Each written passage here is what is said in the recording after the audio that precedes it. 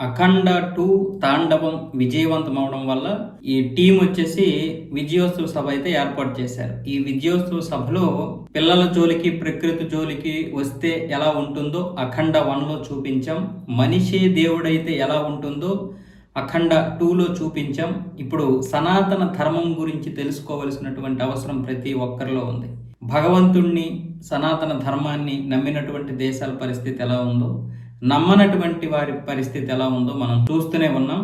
ఈ సినిమా ప్రతి ఒక్కరూ చూశారు, ప్రతి ఒక్కరూ కూడా చూస్తున్నారు.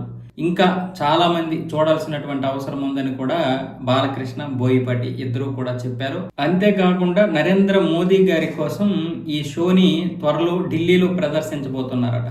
నరేంద్ర మోదీతో పాటు బీజేపీ పెద్దలు చాలా మంది ఈ సినిమా చూడడానికైతే ఉత్సాహం చూపిస్తున్నారు. వాళ్ళ కోసం సపరేట్గా హిందీలో 3Dలో కానీ లేదా 2Dలో కానీ చూపించే ఏర్పాట్లు అయితే జరుగుతున్నాయి.